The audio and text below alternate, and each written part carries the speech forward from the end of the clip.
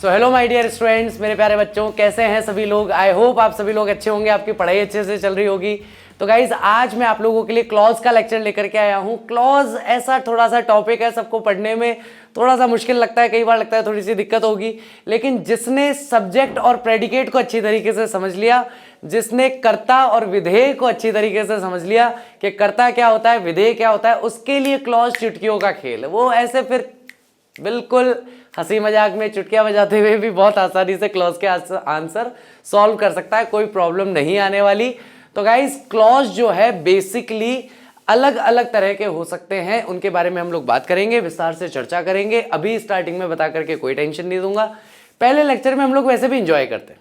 पहले लेक्चर में हम क्या करते हैं, केवल टॉपिक का नेचर समझते हैं और इंजॉयमेंट करते हैं कि भैया ये टॉपिक है क्या। इससे ज्यादा आज के टॉपिक में हमारा कोई उद्देश्य नहीं है। क्लॉज कैसे इस्तेमाल होते हैं, नाउन क्लॉज, एडजेक्टिव क्लॉज, फलाना क्लॉज, ढिमकड़ा क्लॉज, कोई क्लॉज नहीं, कुछ नहीं। ये टॉपिक क्या है, इस टॉपिक का नेचर क्या है, इसे किस तरीके से पढ़ा जाता है, इसमें किस किस तरह की चीजें देखने को मिलती है, बस। इससे ज्यादा आज किसी चीज में दिमाग नहीं लगाना है। और आज एक्सरसाइज भी नहीं आएगी, एक्सरसाइज भी नहीं आने वाली आज आपकी। तो इसलिए बिल्कुल आराम से चिल होकर के बैठिए। बीच में मैं जरूर थोड़े थोड़े क्वेश्चन पूछूंगा, उनके आंसर आपको देने होंगे।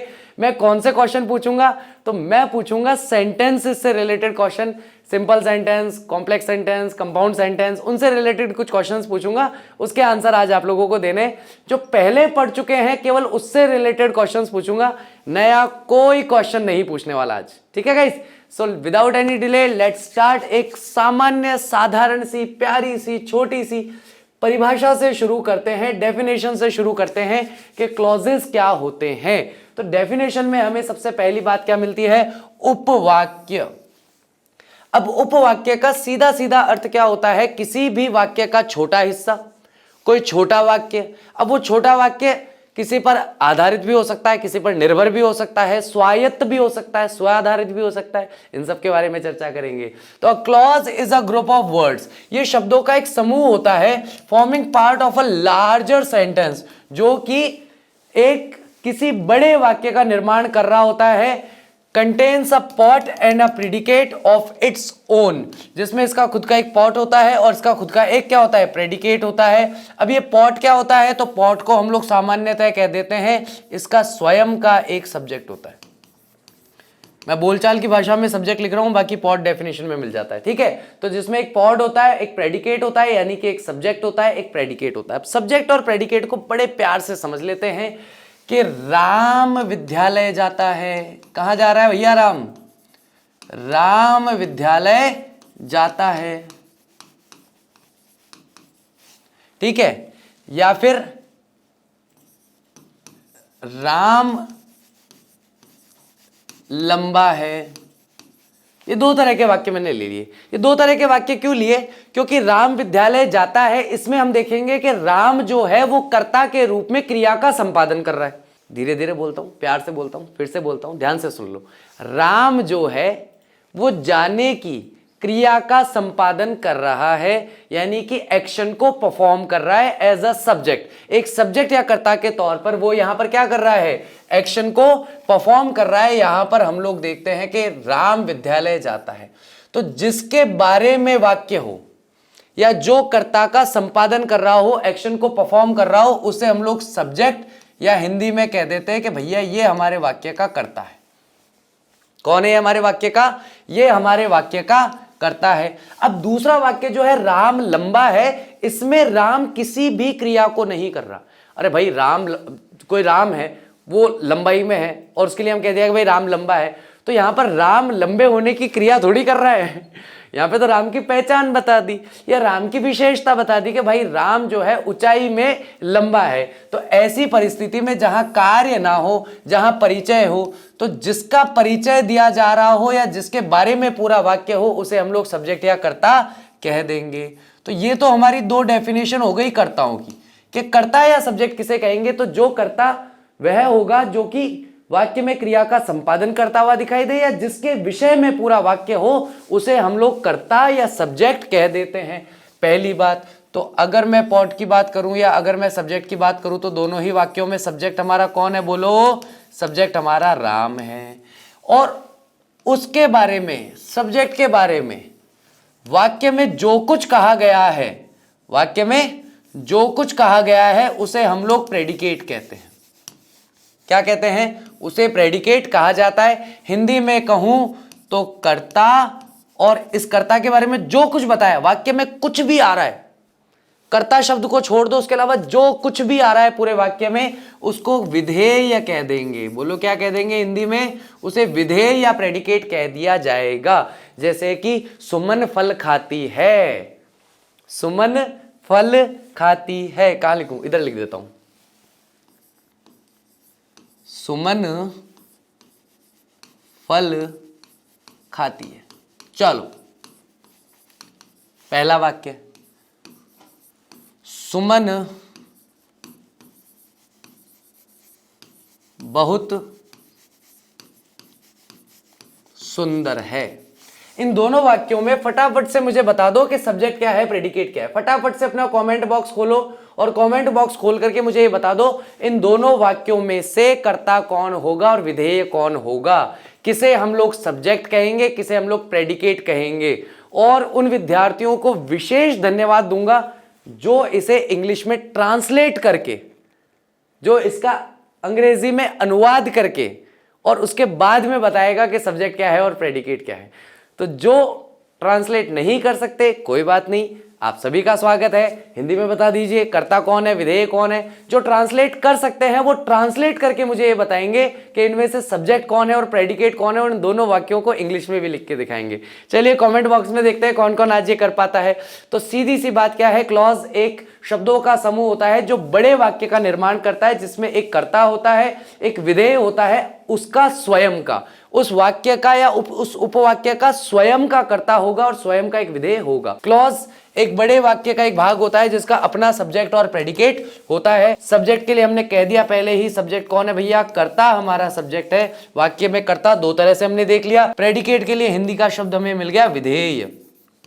इसका स्वयं का एक कर्ता होता है और स्वयं का एक विधेय भी होता है। इसे हम लोग क्लॉज या इसे हम लोग उपवाक्य कहते हैं। जिसने इतना कर लिया वो क्लॉज को समझ गया। वो जीवन में, आज से लेकर के जीवन में कभी भी क्लॉज में और फ्रेज में कभी भी कंफ्यूज नहीं होगा।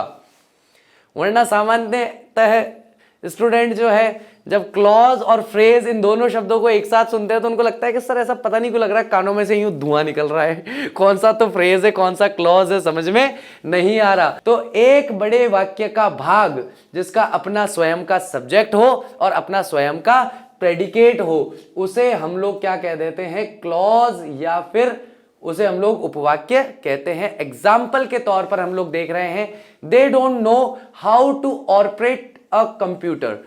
दे don't know how to operate a computer. इसमें क्या हुआ कि भाई वे लोग या वे सभी, तो पहला आ गया वे, और वे या उन सब के बारे में पूरे वाक्य में कहा गया। पूरे वाक्य में कहा गया do not know how to operate computer, नहीं जानते हैं। अब देखो मैंने वे नहीं बोला, मैंने क्या बोला? पहले वाक्य में मैंने कहा वे नहीं जानते हैं कंप्यूटर किस तरह चलाया जाता है। अब मैं इसके दो टुकड़े करूंगा। पहले टुकड़े में कहूंगा केवल वे या वे सब या वे सब लोग, कट।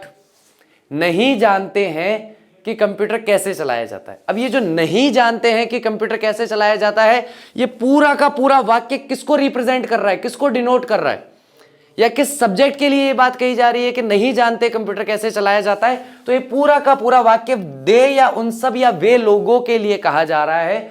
तो यहां पर जिसके बारे में वाक्य है वो सब्जेक्ट, और वाक्य में बाकी जो कुछ है पूरा का पूरा क्या कहलाएगा? बोलो, यहां धीरे से छोटा सा प्यार से लिखा गया है प्रेडिकेट, या उसे विधेय कह देते हैं। क्या कह देते हैं उसे? या तो प्रेडिकेट कह देते हैं या फिर विधेय कह देते हैं।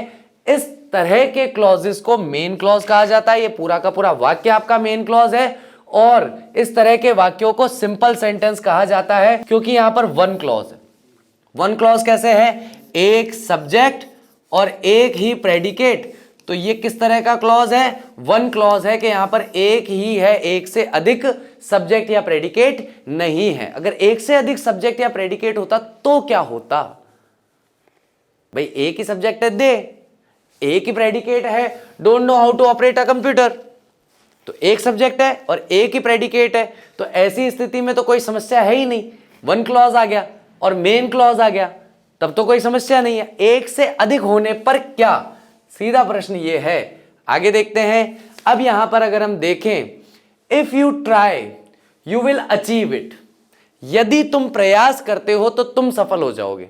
नेचुरल सी बात है भाई, सफल हो जाओगे या तुम अचीव कर लोगे, अच्छे मार्क्स अचीव कर लोगे। ऐसा तो हो नहीं सकता ना कि मैं अच्छा प्रयास करूं और तुम अच्छे मार्क्स अचीव कर लो, या तुम लोग अच्छी पढ़ाई करो, अच्छे से सफलता प्राप्त करो।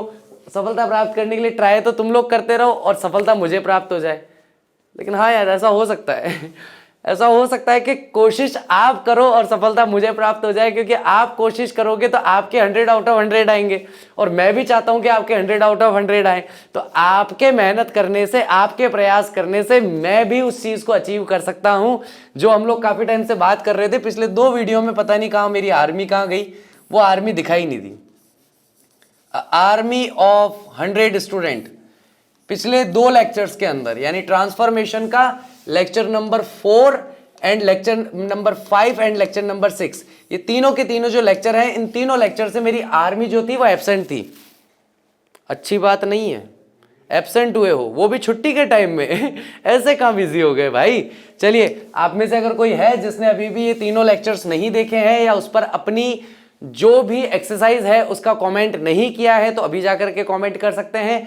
अभी आप कमेंट करेंगे तो ऊपर ही ऊपर आपको पिन कमेंट में साथ के साथ आंसर्स भी दिख जाएंगे, ठीक है। तो आप लोगों को तो डबल फायदा हो गया, वेट भी नहीं करना पड़ेगा। बेचारे दूसरे जो विद्यार्थी उनको तो वेट करना पड़ा 6-7 दिन कि भाई अब पूरा टॉपिक खत्म होगा, उसके बाद एक्सरसाइज की आंसर की आएगी, फिर वापस मैच करेंगे बैठ के।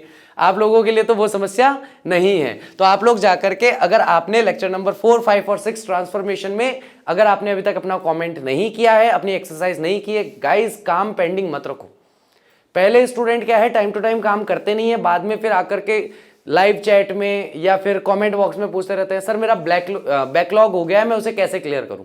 ऐसे क्लियर करो कि जो बचे हुए वीडियोस हैं 2-2, 3-3, उनको देखते रहो, इकट्ठे मत करो कि सारे एक साथ देख लेंगे, एक साथ कुछ भी नहीं होगा काम, ठीक है। तो इस तरीके से हम देखते हैं, if you try you will achieve it. अब यू के लिए आ गया ट्राई और यू के लिए आ गया विल अचीव इट।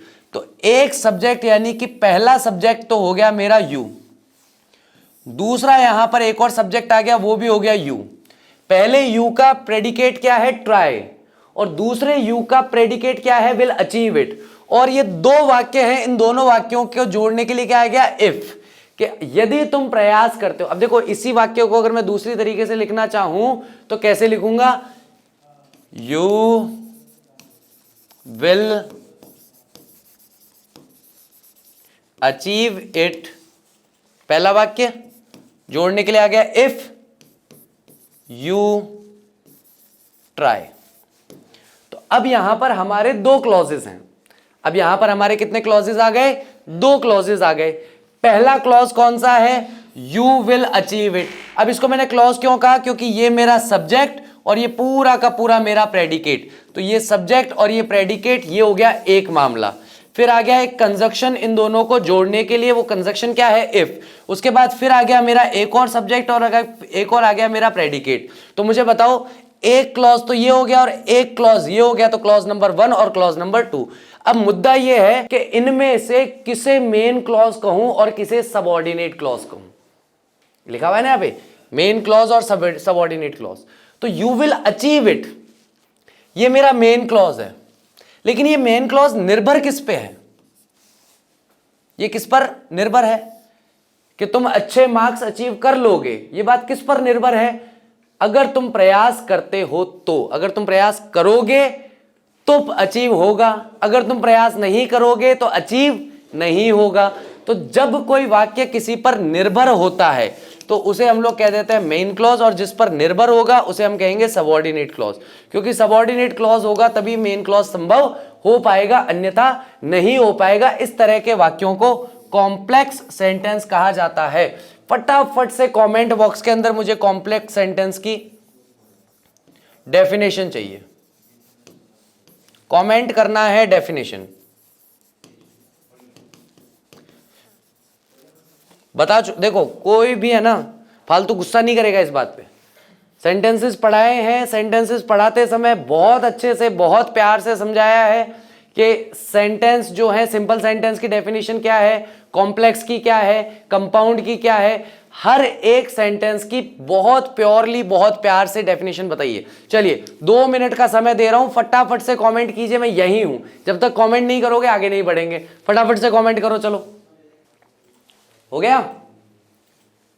1 सेकंड के लिए पीछे जा रहा हूं वापस।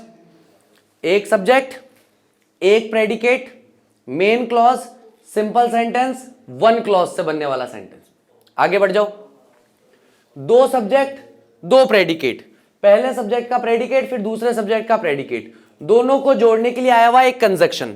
उसमें से जो मेन क्लॉज होगा वो सबऑर्डिनेट क्लॉज पे डिपेंड होकर के काम करेगा। अगर तुम प्रयास करते हो तो अचीव कर लोगे, और अगर ये इट मैं मान रहा हूं मार्क्स के अर्थ में, और मार्क्स कितने, 100 आउट ऑफ 100 के अर्थ में, कि यदि तुम प्रयास करते हो तो 100 में से 100 मार्क्स तुम अचीव कर लोगे।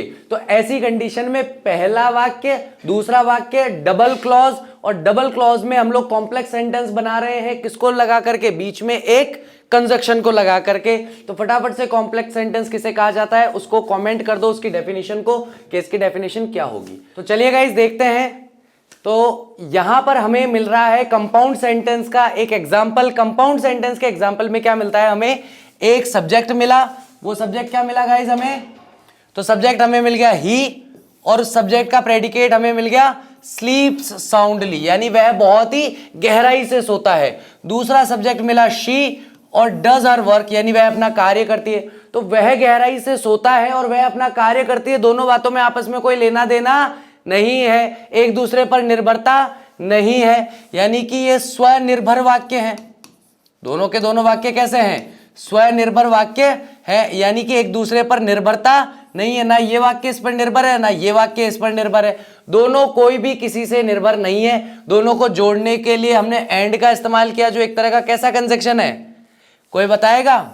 चलो फटाफट से कमेंट बॉक्स में मुझे बताना कि एंड किस तरह का कंजक्शन होता है। तो इसलिए जब दोनों वाक्य अपने आप में स्वनिर्भर होते हैं, कोई भी वाक्य किसी अन्य वाक्य पर निर्भर नहीं होता है, तो दोनों को मेन क्लॉज कहा जाता है। और दोनों मेन क्लॉज मिलकर के क्या बनाते हैं, कंपाउंड सेंटेंस का निर्माण यहां पर करते हैं, या कंपाउंड सेंटेंस यहां पर ये दोनों के दोनों बनाते हैं। ठीक है गाइस, तो हमने देखा कि सिंपल सेंटेंस में क्या होगा, एक बार वापस समझ लो कि एक सब्जेक्ट और एक हमारा प्रेडिकेट, ये हमारा बन गया सिंपल सेंटेंस। 2 सब्जेक्ट, दोनों सब्जेक्ट के अपने अपने प्रेडिकेट, लेकिन ये वाला सेंटेंस जो है ये पूरा का पूरा मेन क्लॉज में चला गया। यहां पर ये एक तो हो गया मेन क्लॉज, एक हो गया सबऑर्डिनेट क्लॉज, और दोनों को जोड़ने के लिए सबऑर्डिनेट कंजक्शन का इस्तेमाल किया गया। तो ऐसे कंडीशन में हम क्या कहेंगे, ये हमारा कॉम्प्लेक्स सेंटेंस है। और यहां हम क्या देख रहे हैं, 2 सेंटेंस, 2 प्रेडिकेट, दोनों में से दोनों के दोनों मेन क्लॉज, दोनों ही मेन क्लॉज हैं, एक भी सबऑर्डिनेट क्लॉज नहीं है। और इनको जोड़ने के लिए हम लोग कोऑर्डिनेटिंग कंजक्शन का इस्तेमाल करते हैं, इन दोनों वाक्यों को आपस में जोड़ने के लिए। तो अगर इन 3 चीजों को आप ठीक से समझ गए हैं तो आपको आगे और कोई परेशानी नहीं होगी गाइस। काइंड्स ऑफ सेंटेंसेस की आज हम बात करेंगे, जो कि हमारा लास्ट टॉपिक होगा। रीजन लास्ट टॉपिक इसलिए होगा क्योंकि आज हमें केवल परिचय चाहिए था, परिचय से ज्यादा कुछ नहीं चाहिए था क्लॉजेज में, number 1। Number 2, type of sentences एक ऐसा टॉपिक है जिसे बहुत डिटेल में मैं पहले ही पढ़ा चुका हूं। 3 तरह के वाक्य, जो simple sentence, complex sentence, compound sentence है, उसके बारे में बहुत शॉर्ट में बात करूंगा। अगर आपने ट्रांसफॉर्मेशन वाले सेंटेंसेस वाला अगर आप लोगों ने नहीं देखा है वीडियो, तो आप प्लीज वो वीडियो देखिए, उसमें आपको पूरी जानकारी मिल जाएगी और बहुत डिटेल में वहां पढ़ाया गया है। तो काइंड्स ऑफ सेंटेंस में हम बात करते हैं कि वाक्य सामान्यतः कितने प्रकार के होते हैं। अंग्रेजी में 3 प्रकार के वाक्य होते हैं, सिंपल सेंटेंस या साधारण वाक्य। A simple sentence contains 1 main clause, उसमें एक मेन क्लॉज होता है। सिंपल सब्जेक्ट, साधारण सब्जेक्ट होता है, एंड 1 प्रेडिकेट, और एक विधेय होता है, एंड नो सबऑर्डिनेट क्लॉजेस, और उसमें किसी भी तरीके के सबऑर्डिनेट क्लॉजेस नहीं होते हैं। एक साधारण वाक्य में एक मुख्य उपवाक्य सिंपल सब्जेक्ट व सिंपल प्रेडिकेट के साथ होता है। एक सब्जेक्ट आया, उसके साथ एक प्रेडिकेट आया, खत्म बात, और ये हमारा मेन क्लॉज बनेगा, 1 क्लॉज बनेगा, खत्म।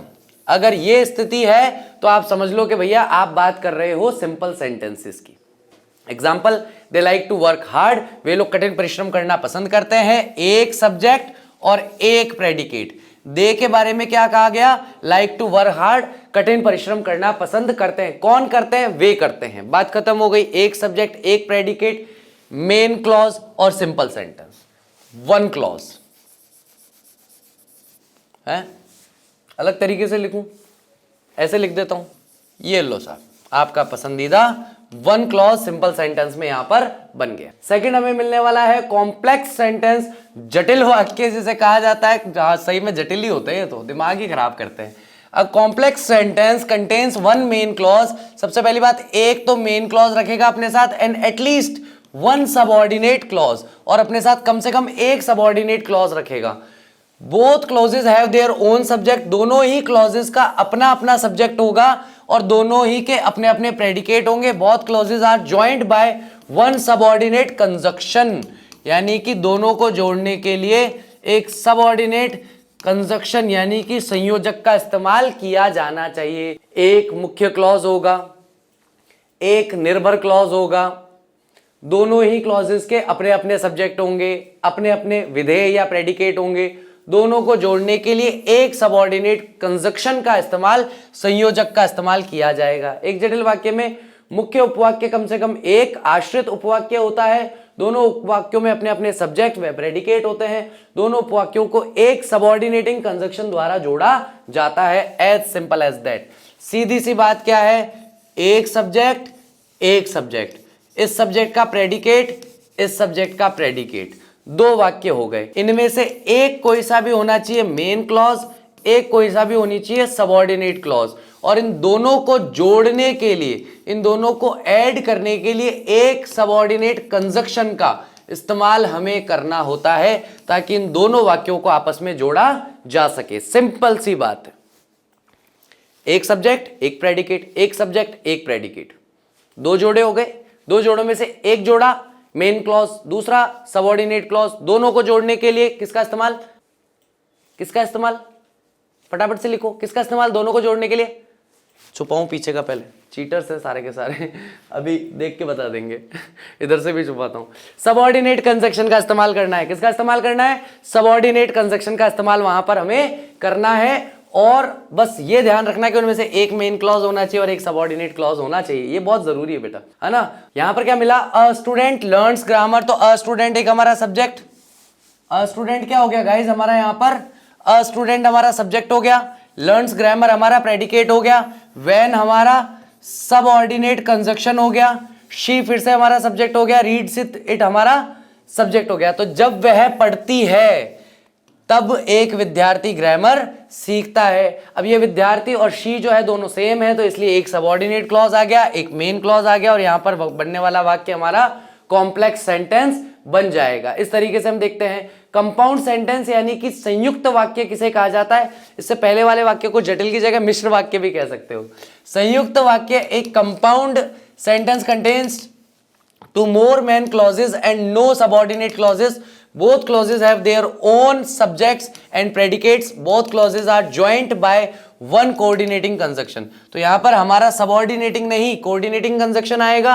तो सबसे पहली बात, एक संयुक्त वाक्य में कम से कम दो मुख्य उपवाक्य होते हैं, सब्जेक्ट प्रेडिकेट, सब्जेक्ट प्रेडिकेट। दो उपवाक्य ले लिए, और कोई भी आश्रित उपवाक्य है, दोनों उपवाक्यों के अपने अपने सब्जेक्ट में प्रेडिकेट होते हैं। दोनों उपवाक्यों को एक कोऑर्डिनेटिंग कंजक्शन के द्वारा जोड़ा जाता है, यानी कि यहां पे ये भी मेन क्लॉज है, यहां पर ये भी मेन क्लॉज है, यानी कि इन दोनों उपवाक्यों के कोई भी आश्रित उपवाक्य नहीं है। यहां पर एक शब्द जोड़ लेना, इनमें से कोई भी आश्रित उपवाक्य नहीं है। ये दोनों ही मेन क्लॉज हैं और इनको जोड़ने के लिए सबऑर्डिनेटिंग कंजक्शन नहीं, कोऑर्डिनेटिंग कंजक्शन का इस्तेमाल किया जाएगा। As simple as that. ठीक है, इस तरीके से हम इसे आसानी से बना सकते हैं। तो चलिए गाइस एक बार इसके एग्जांपल को देख लेते हैं। इसका एग्जांपल क्या कहता है? मैन प्रपोजेस, तो मैन हमारा एक सब्जेक्ट आ गया सीधा, मैन हमें क्या मिल गया?